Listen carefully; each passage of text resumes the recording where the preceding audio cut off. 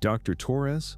The shocked whisper came from Dr. Patricia Williams, the current chief of cardiology, as she recognized the homeless man performing flawless CPR on Dr. Sarah Chen in the hospital parking lot. For 3 years, Michael Torres had been a ghost outside the medical center where he had once been a legend, reduced to begging for spare change from people who had no idea they were ignoring one of the most respected cardiologists in the state's history. Williams had been his resident 15 years ago, had learned cardiac surgery under his guidance, and had often wondered what happened to the brilliant mentor who had mysteriously disappeared from medicine. Now, as she watched her former teacher save the life of a young doctor using techniques he had pioneered, the devastating truth became clear. The medical system had not just failed Dr. Torres professionally, it had abandoned him entirely. The man who had trained dozens of cardiologists and saved thousands of lives was living on the streets, invisible to the very institution he had helped build. As Michael worked desperately to restart Chen's heart, Williams faced a choice that would define not just Torres's future, but the conscience of the entire medical profession. Would she acknowledge her fallen mentor, or would she join the system that had already forgotten one of its greatest contributors? Dr. Michael Torres had perfected the art of being invisible. At 55, he had spent 3 years living in the shadows of Metropolitan General Hospital, the same institution where he had once commanded respect, as chief of cardiology and director of cardiac surgery. His transformation from medical legend to street homeless had been so complete that even former colleagues walked past him daily without recognition, seeing only another unfortunate casualty of urban poverty rather than the brilliant physician who had once saved their patients' lives. The man who now slept in doorways and survived on donated food had revolutionized cardiac surgery during his 25-year career. Dr. Torres had developed the minimally invasive valve replacement technique that was now standard practice worldwide, had published over 100 peer-reviewed papers in the most prestigious medical journals, and had trained 3 generations of cardiologists who now worked in hospitals across the country. His surgical skills were legendary among medical professionals, and his teaching methods had influenced cardiac surgery programs at major universities. But medical expertise meant nothing when you had no medical license, no home, and no identity beyond what people could see on the surface.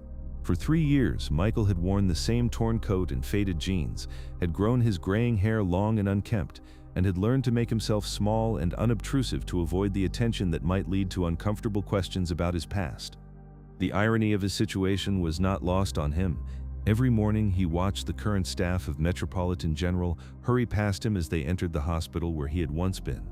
Not just an employee, but a pillar of the medical community. Young residents rushed by carrying medical textbooks that contained chapters he had written. Attending physicians walked past discussing surgical techniques he had pioneered. Nurses entered the building to work in the cardiac unit he had designed and established. They saw him, but they didn't see him. To them, he was just another homeless person seeking shelter near the hospital entrance. Another reminder of society's failures that medical professionals learned to mentally filter out as they focused on their important work of healing and saving lives.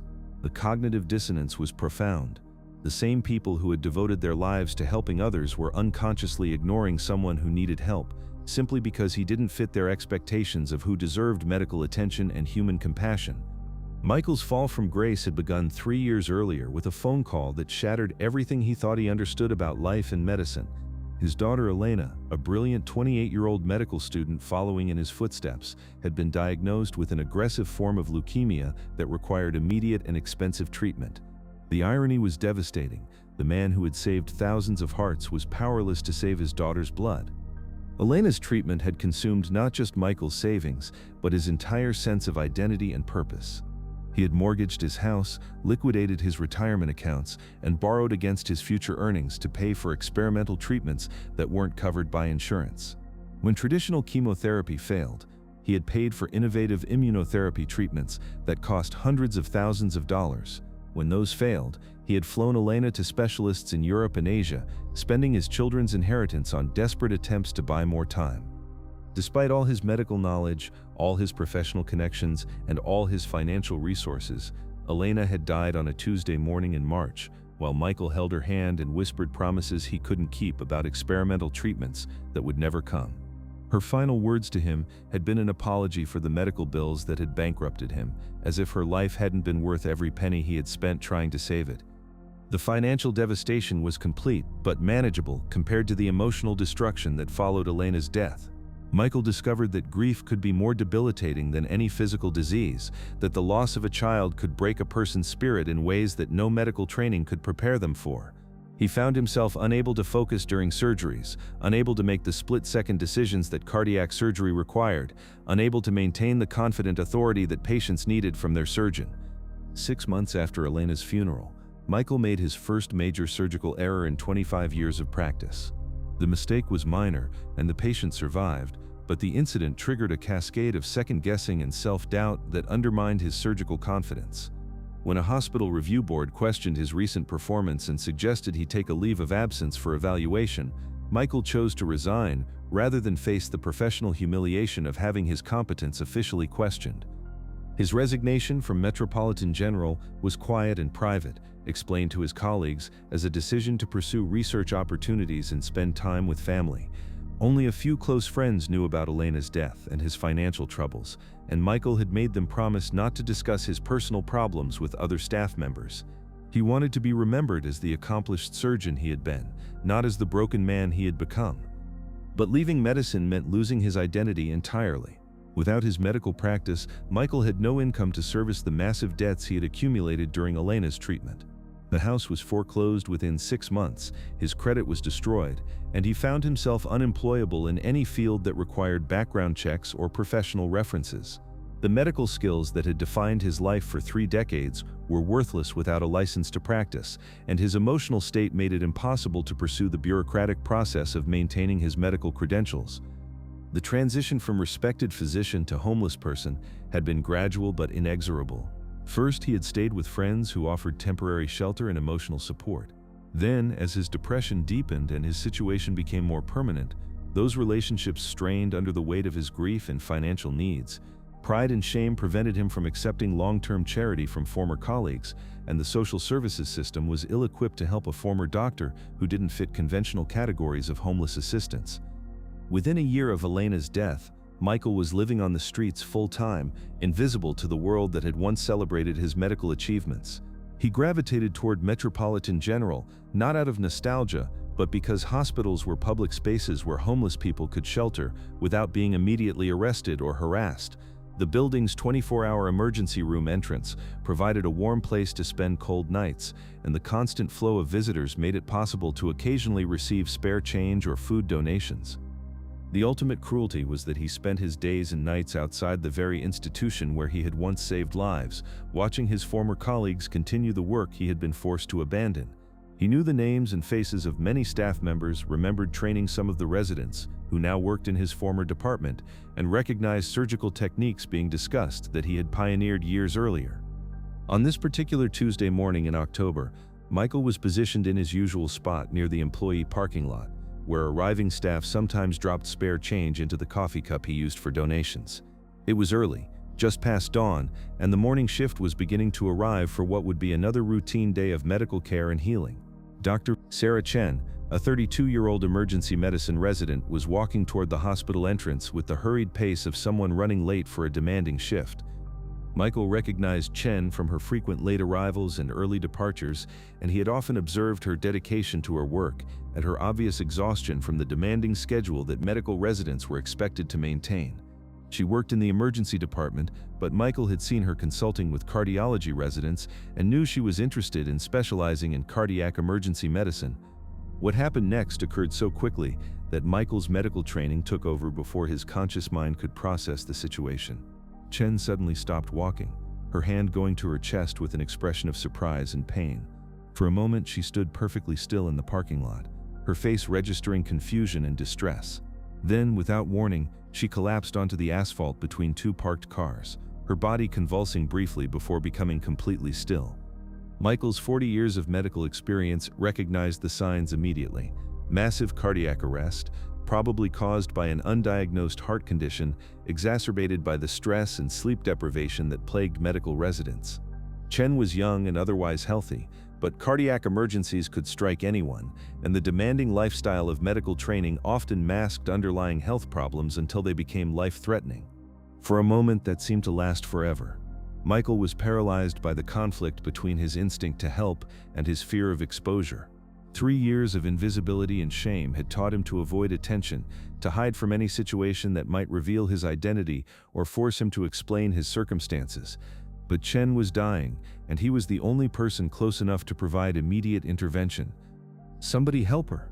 Michael's voice cracked as he called out, hoping that someone else would respond, that another medical professional would take charge of the situation and relieve him of the burden of decision.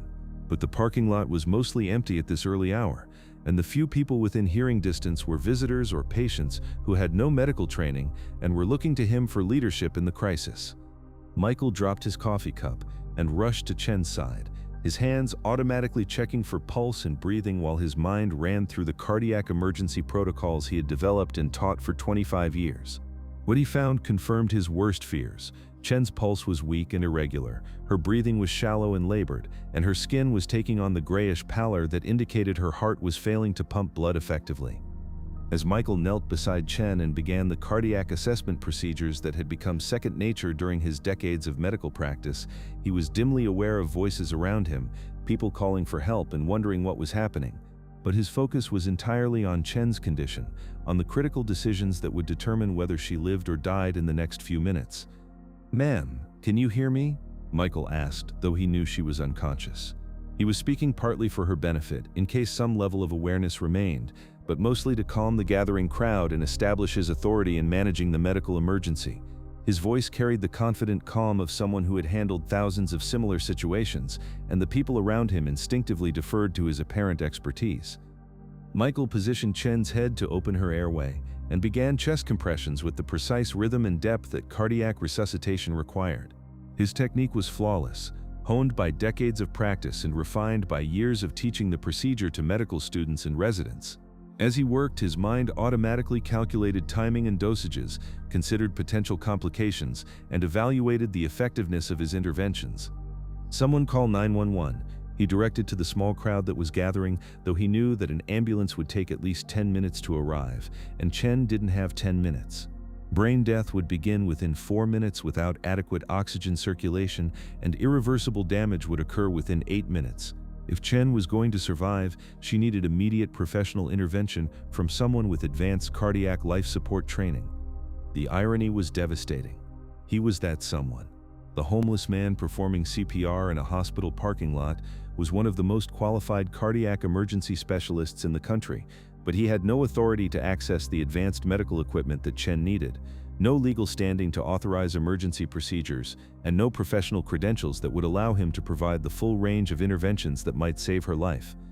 As Michael continued chest compressions, he became aware of footsteps approaching rapidly across the parking lot. Dr. Patricia Williams, the current chief of cardiology at Metropolitan General, was walking toward her car when she noticed the commotion and came to investigate. Michael recognized her immediately. She had been one of his most promising residents 15 years earlier, and he had personally mentored her through her cardiac surgery training. Williams approached the scene with the confident authority of someone accustomed to taking charge in medical emergencies, but when she looked down at the homeless man performing CPR, her expression changed from professional concern to complete shock. For several seconds, she stared at Michael's face with growing recognition and disbelief. "Dr. Torres?" The words escaped from her lips as a whispered question, filled with confusion and amazement. She hadn't seen her former mentor in 3 years, hadn't heard any news about what had happened to him after his sudden departure from medicine, and she certainly hadn't expected to find him living on the streets outside the hospital where he had once been a legend. Michael looked up at Williams without stopping his chest compressions, his eyes meeting hers with a mixture of shame and desperate hope. "Patricia," he said quietly, using her first name with the familiarity of their former relationship. "She's in cardiac arrest. We need to get her inside immediately." Williams stood frozen for a moment, trying to process the surreal situation of finding her former teacher, one of the most respected cardiologists she had ever known, homeless and saving a life in a hospital parking lot. But her medical training quickly took over, and she knelt beside Michael to assess Chen's condition for herself. "How long has she been down?" Williams asked, falling into the professional rhythm of emergency medical consultation, temporarily setting aside her shock at Michael's circumstances. "About 3 minutes, Michael replied, never pausing in his compressions. "Massive cardiac arrest, probably stress-induced cardiomyopathy given her age and the demands of residency. We need a defibrillator and advanced cardiac life support immediately." Williams recognized the expertise in Michael's assessment and the competence of his emergency intervention. Despite his appearance and circumstances, he was performing cardiac resuscitation with the skill and knowledge of someone who had spent decades managing similar emergencies. Her former mentor might have fallen from grace professionally, but he clearly retained all of his medical knowledge and clinical skills. "Security is coming," Williams said, noticing the hospital security guards who were approaching to investigate the disturbance. "They're going to want to move you away from the patient." Michael understood the implication immediately. Hospital security would see a homeless man interfering with a medical emergency and would prioritize removing him from the scene over recognizing his qualifications to provide medical care. Without Williams's intervention, he would be pulled away from Chen just when she needed his expertise most.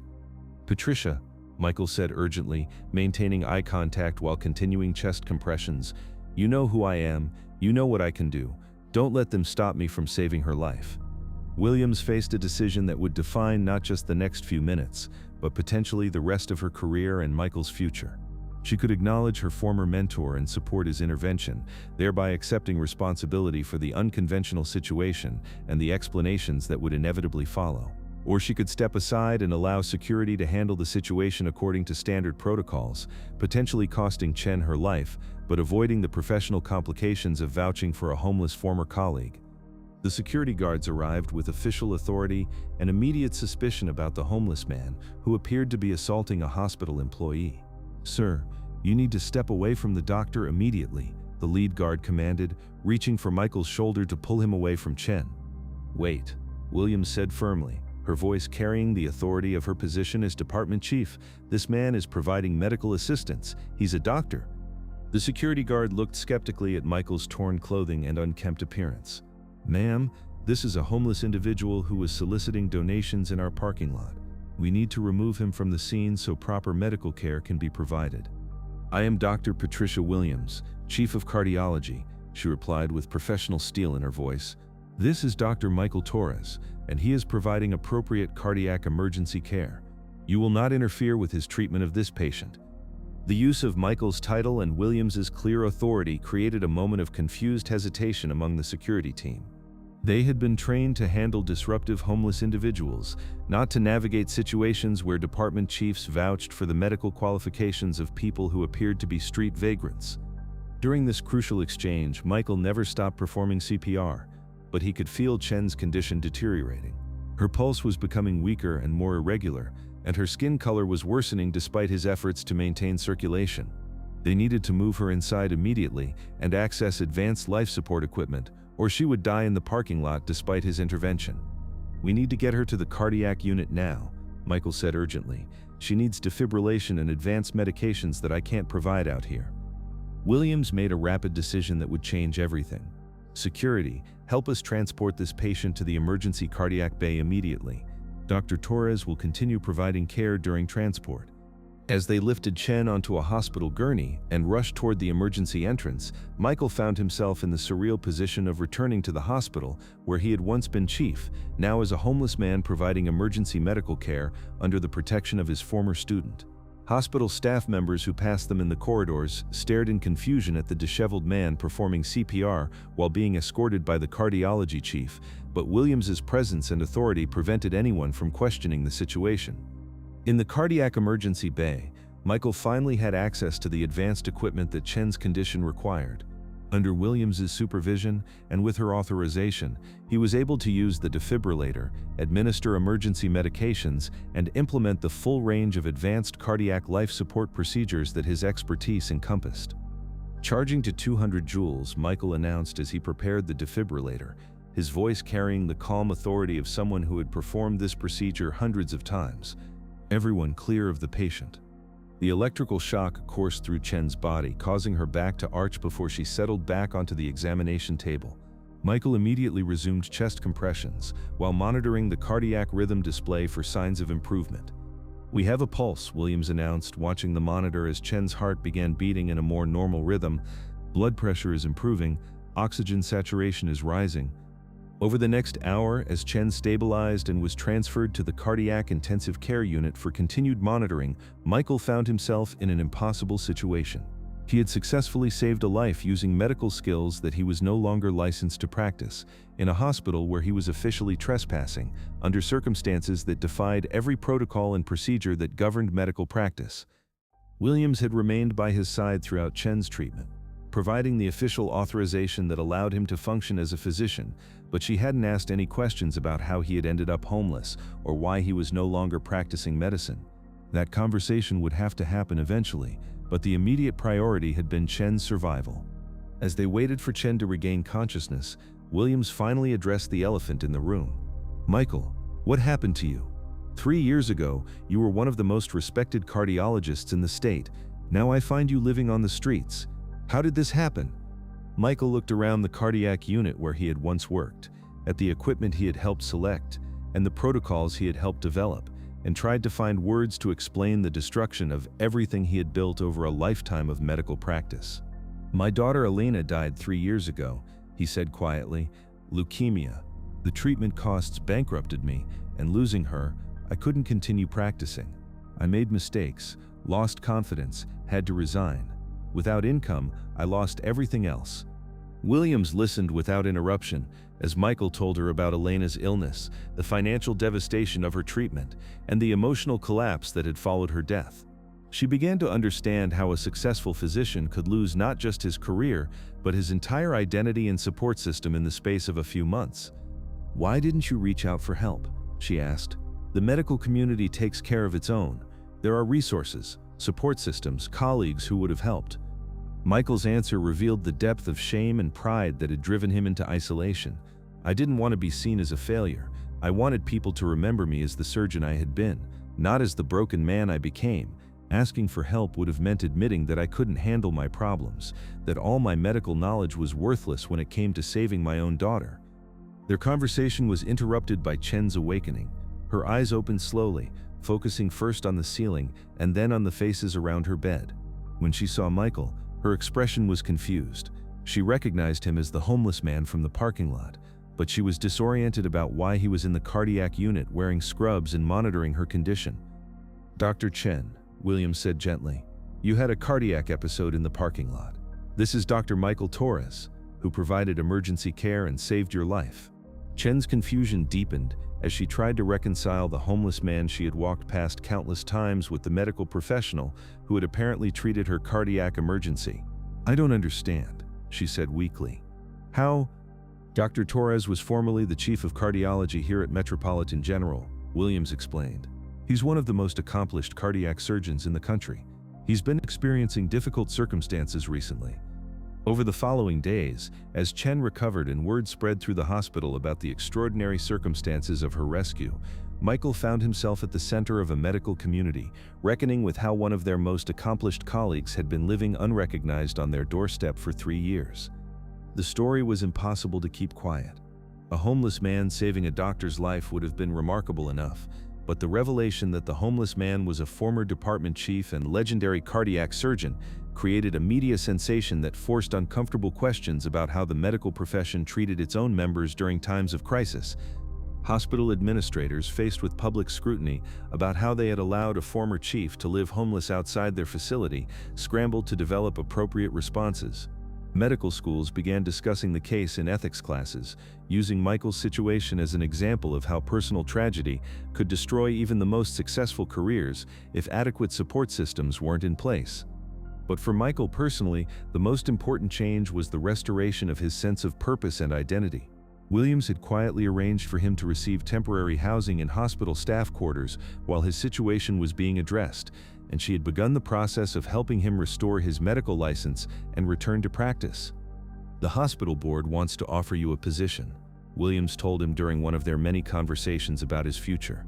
"Consultant in cardiac emergency medicine, with a focus on developing protocols for stress-related cardiac events in medical professionals." Michael was overwhelmed by the offer, but he was also aware of the irony. The same institution that had been unconsciously ignoring him for 3 years was now eager to rehabilitate him once his story became public and his value became apparent. "I appreciate the offer," he replied, "but I want to make sure this isn't just about public relations. I want to do meaningful work that helps people, not just serve as a symbol of the hospital's commitment to supporting distressed physicians." Williams assured him that the position was genuine and necessary. Chen's cardiac episode had highlighted the dangerous levels of stress and overwork that medical residents experienced, and the hospital needed someone with Michael's expertise to develop better support systems and early intervention protocols for medical professionals at risk. Over the following months, Michael gradually rebuilt his life and career. The transition wasn't easy. 3 years of homelessness and social isolation had left psychological scars that wouldn't heal quickly, and the medical community's attention was sometimes overwhelming for someone who had become accustomed to invisibility. But he found purpose in developing programs to identify and assist medical professionals who were experiencing personal or financial crises that could derail their careers. His own experience had taught him how quickly circumstances could change and how easily accomplished people could fall through the cracks of support systems that weren't designed to handle their specific needs. The Michael Torres Foundation for Medical Professional Support was established a year later, funded by donations from colleagues who were shocked by his story and motivated to prevent similar situations. The foundation provided financial assistance, counseling services, and career support for physicians and other medical professionals who were facing personal crises that threatened their ability to continue practicing. Chen, who had fully recovered from her cardiac episode and had become a close friend during Michael's rehabilitation, often spoke about the experience at medical conferences and professional gatherings. She emphasized the importance of recognizing that medical professionals were human beings who could face the same tragedies and setbacks as their patients, and that the medical community had a responsibility to support its members during times of crisis. "Dr. Torres saved my life twice," she would tell audiences, once in the parking lot when he performed CPR, and once again by showing me that our colleagues who are struggling deserve our help and recognition, not our judgment or indifference. Michael's return to medicine was different from his previous career. Instead of focusing solely on surgical procedures and technical expertise, he devoted himself to understanding the human side of medical practice, the emotional and psychological pressures that could destroy even the most accomplished physicians if left unaddressed. His research on stress-related cardiac events in medical professionals led to significant changes in how hospitals monitored and supported their staff. Mandatory stress assessments, improved mental health resources, and early intervention programs became standard practice at Metropolitan General and other institutions that adopted his recommendations. But perhaps the most important change was cultural. Michael's story had forced the medical community to confront its own attitudes toward failure and vulnerability, to recognize that professional success didn't make physicians immune to personal tragedy or financial disaster. The man who had spent 3 years invisible outside the hospital where he had once been a legend became a visible advocate for medical professionals who were struggling with circumstances beyond their control. His office walls were covered with letters from physicians who had been helped by the foundation, from medical students who had received scholarships during difficult times, and from colleagues who had found the support they needed to continue their careers despite personal setbacks. 5 years after that morning in the parking lot, Michael stood in the same spot where Chen had collapsed, but now it was marked with a small plaque commemorating the importance of recognizing and supporting medical professionals in crisis. The hospital had established a 24-hour support hotline for staff members facing personal difficulties, and the Torres Foundation had become a model for similar programs at medical institutions across the country. Williams, who had become not just a colleague but a close friend, often reflected on the decision she had made that morning to acknowledge her former mentor despite his circumstances. "I almost didn't recognize him," she would tell people.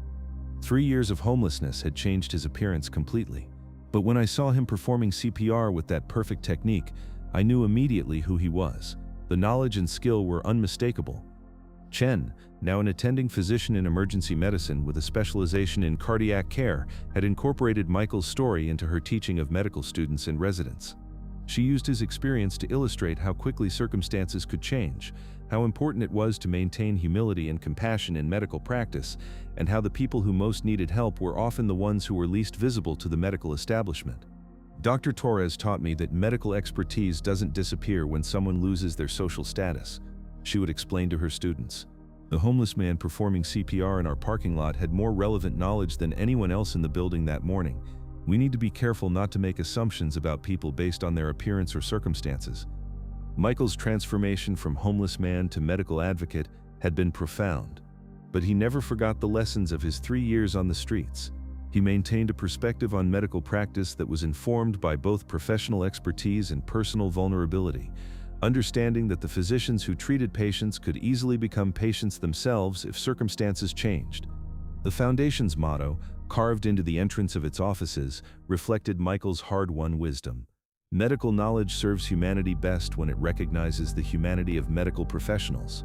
It was a reminder that the people who devoted their lives to healing others deserved support and recognition when they faced their own crises and challenges. In the end, Chen's cardiac arrest in the hospital parking lot had saved more than just her life. It had revealed the invisible tragedy of a medical system that had failed to recognize and support one of its own members, and it had catalyzed changes that would help countless other medical professionals who faced similar challenges in the future. Michael Torres had learned that being invisible wasn't necessarily a punishment or a failure. Sometimes it was a different way of seeing the world, of understanding the perspectives of people who were overlooked and undervalued. His 3 years of homelessness had been the most difficult period of his life, but they had also taught him lessons about resilience, humility, and human dignity that made him a better physician and a more effective advocate for others. The recognition he received from Williams that morning, the simple acknowledgement, Dr. Torres, had restored not just his career but his sense of identity and purpose. It had reminded him that knowledge and expertise had value regardless of circumstances, and that the medical community's greatest strength lay not in its technical achievements, but in its capacity to support and heal its own members when they needed help most. 7 years after that transformative morning in the hospital parking lot, Dr. Michael Torres stood in the auditorium of the newly constructed Torres Center for Medical Professional Wellness, addressing an audience of physicians, medical students, and healthcare administrators from across the country. The center, built with donations from medical professionals who had been moved by his story, represented the most comprehensive approach to supporting healthcare workers in crisis that had ever been attempted. When Dr. Williams recognized me that morning, Michael told the assembled audience, "She didn't just save Dr. Chen's life by allowing me to continue treatment. She saved my life by seeing me as a physician rather than as a homeless man." That moment of recognition reminded me that our professional identity doesn't disappear when we face personal tragedy, and that the medical community has both the opportunity and the obligation to support colleagues who are struggling. The audience included Dr. Patricia Williams, now Director of Cardiac Surgery at Metropolitan General, who had become not just a colleague, but one of Michael's closest friends and strongest advocates. Also present was Dr. Chen, who had recently been promoted to Chief of Emergency Medicine and had made medical professional wellness a cornerstone of her department's culture. The Torres Center had become a model for similar institutions worldwide, offering a comprehensive range of services designed specifically for healthcare professionals facing personal or professional crises. The center provided financial counseling, mental health services, career transition support, and temporary housing for medical professionals who found themselves in situations similar to Michael's experience 7 years earlier. "Dr. Torres?" A young medical student raised her hand during the question and answer session following his presentation. "I wanted to ask about the psychological impact of your experience. How did 3 years of homelessness change your perspective on medicine and patient care?" Michael smiled, recognizing the earnest curiosity that had once driven his own medical education. "Living on the streets taught me that medical knowledge is just one component of healing," he replied. "When you're invisible to society, when people look through you rather than at you, you develop a deep understanding of what it means to be overlooked and undervalued. That experience made me a better physician because it taught me to see patients as complete human beings rather than just medical problems to be solved." The question opened a discussion that continued for over an hour, with medical professionals sharing their own experiences with burnout, financial stress, and personal tragedies that had threatened their careers. The conversation revealed how common such struggles were in the medical profession and how rarely they were acknowledged or addressed systematically. Dr. Maria Rodriguez, a pediatric surgeon from Texas, stood to share her story. 3 years ago, I was facing bankruptcy due to my mother's extended illness and care needs. I was working extra shifts to pay for her nursing home, and my performance began to suffer from exhaustion. I was terrified that if anyone found out about my financial problems, it would affect my professional reputation and my ability to get future positions. She looked at Michael with gratitude before continuing. The Torres Foundation provided not just financial assistance, but emotional support and practical guidance that helped me navigate the crisis without destroying my career. More importantly, it showed me that I wasn't alone. that other medical professionals had faced similar challenges and survived them. Stories like Dr. Rodriguez's were common at Torres Center events, where medical professionals found a safe space to discuss the personal challenges that were often considered taboo in medical culture. The center's research had documented that nearly 60% of physicians experience significant financial stress at some point in their careers, often related to student loan debt, family medical expenses, or other personal crises. The medical profession has a culture of perfectionism and self-reliance that can be devastating when people face problems they can't solve on their own, explained Dr. Jennifer Park, the center's director of research and a psychiatrist who specialized in physician mental health. Dr. Torres's story illustrates how quickly accomplished professionals can fall through the cracks of support systems that assume everyone has adequate personal resources to handle crises. The center's most innovative program was its early intervention system, which trained medical administrators and colleagues to recognize warning signs of professional distress before crises became devastating. The program had identified and assisted hundreds of medical professionals who were experiencing financial, emotional, or personal difficulties that could have led to career destruction if left unaddressed. Michael often reflected on how different his own experience might have been if such support systems had existed 7 years earlier. When Elena was dying, I was so focused on trying to save her that I didn't consider the long-term consequences of bankrupting myself for her treatment, he explained to a group of medical school administrators. If someone had helped me understand the resources available and plan for the financial reality of her care, I might have been able to continue practicing medicine even after losing her. The center's financial counseling program had become particularly successful, helping medical professionals navigate complex decisions about student loans, family medical expenses, and career transitions.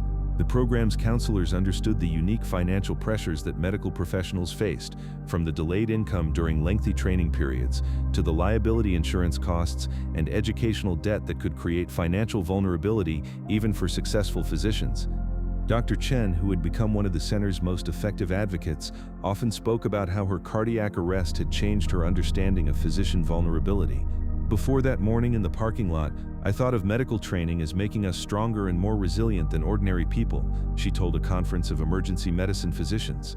Dr. Torres's story taught me that our medical knowledge doesn't protect us from human tragedy and that our professional status can disappear much more quickly than we like to believe. The center's research had also revealed disturbing patterns in how the medical profession responded to colleagues in crisis. Studies showed that physicians experiencing personal difficulties were more likely to be avoided by colleagues rather than supported, partly due to discomfort with vulnerability and partly due to fear that association with struggling professionals might damage their own reputations.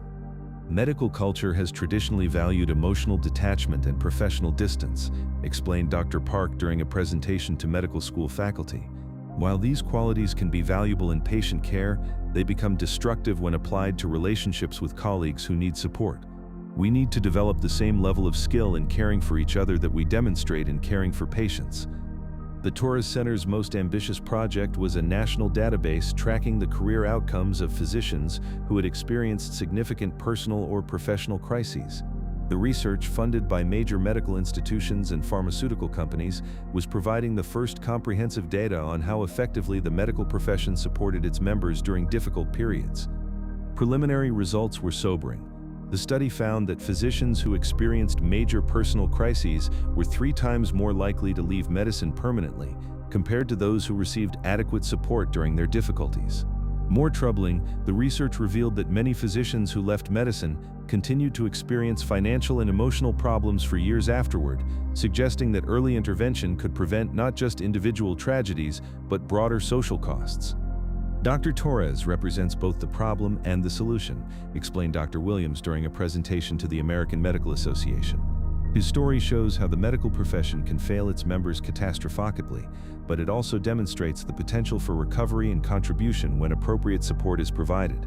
The question is whether we're going to systematically address these issues or continue treating them as isolated personal failures. The center's influence extended beyond individual assistance to policy advocacy and institutional change. Michael had testified before congressional committees about the need for better financial protections for medical professionals facing family health crises, and his recommendations had been incorporated into several pieces of proposed legislation. The current system often forces physicians to choose between providing care for their own families and maintaining their ability to care for patients, he told a Senate subcommittee on healthcare.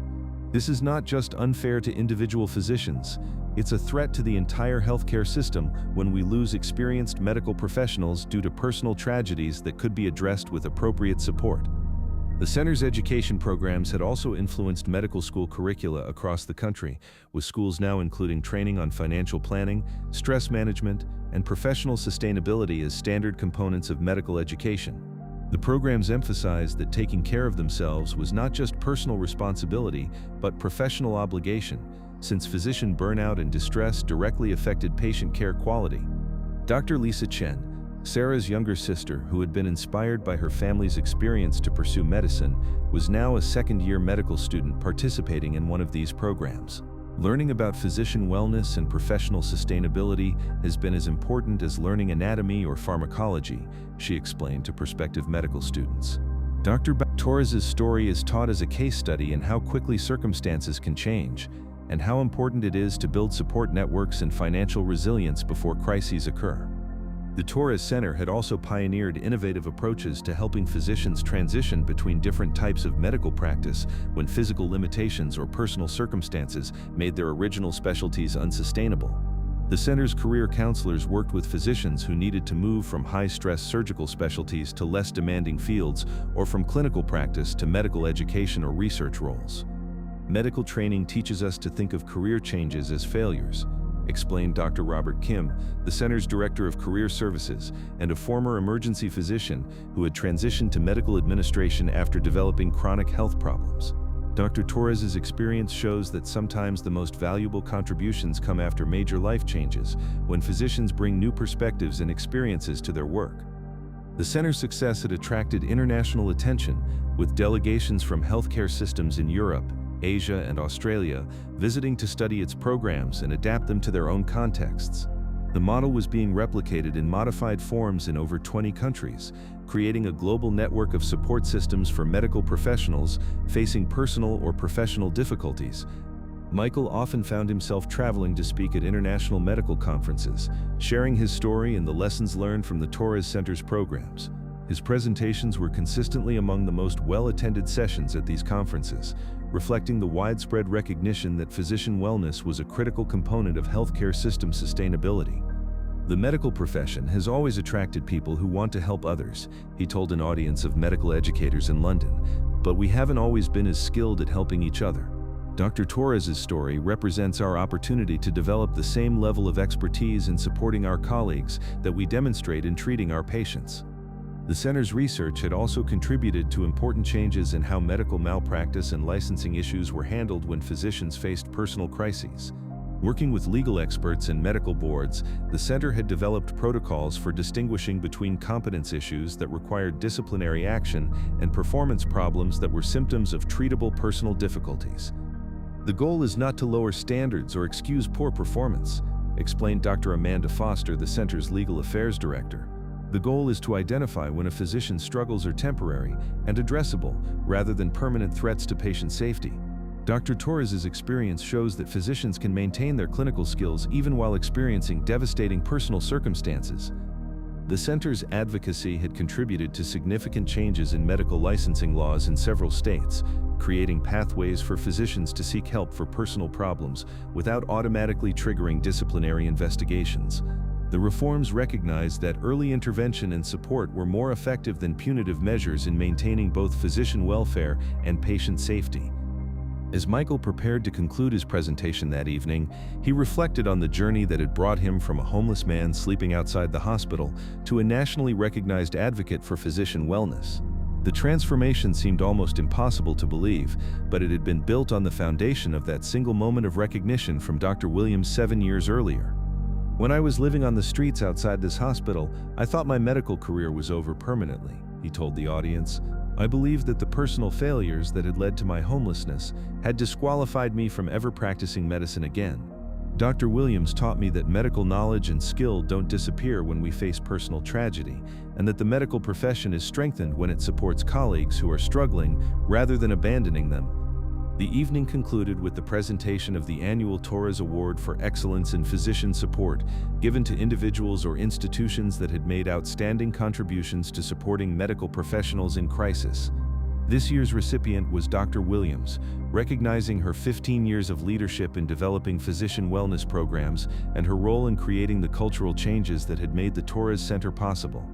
Patricia Williams represents the kind of colleague that every physician hopes to have, Michael said as he presented the award.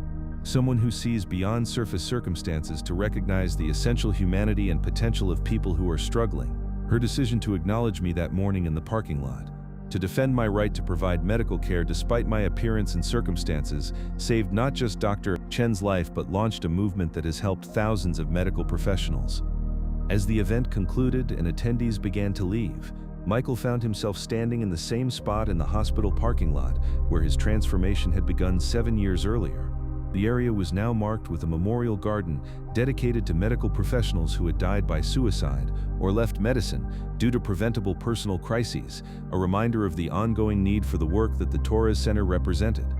Dr. Chen joined him in the garden, as she often did during center events.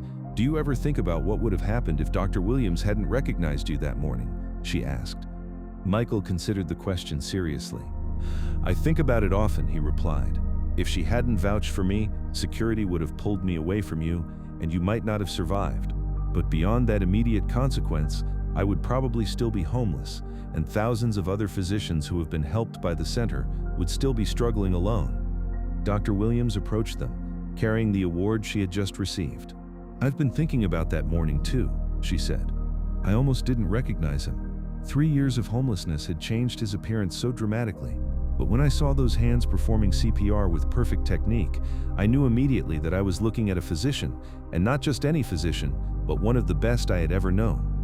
The three of them stood together in the memorial garden, representing the convergence of personal tragedy, professional recognition, and institutional change that had created the Torres Center and its mission. Their story had become legendary in medical circles, but for them it remained a deeply personal reminder of how quickly circumstances could change and how important it was to support colleagues who faced unexpected challenges. The most important lesson from that morning, Michael reflected, is that medical expertise and human value don't disappear when someone's circumstances change. The homeless man performing CPR in this parking lot had the same knowledge and skills as the department chief who had taught hundreds of medical students. The only difference was recognition, someone being willing to see past appearances and acknowledge the person's true capabilities. As they prepared to leave the hospital grounds, Michael paused to look back at the building where he had spent the most important years of his career, where he had trained countless physicians, and where he had ultimately found his way back to medicine after losing everything else. The Torres Center for Medical Professional Wellness stood as a testament to the possibility of recovery and redemption, and to the medical profession's capacity to learn from its failures and do better for future generations of healthcare workers. The homeless man who had been invisible for 3 years had become one of the most visible advocates for physician wellness in the world. His story had inspired policy changes, institutional reforms, and cultural shifts that would protect and support medical professionals for generations to come. And it had all begun with 5 words from a former student who was willing to see past circumstances to recognize the physician who had never really disappeared, Dr. Torres.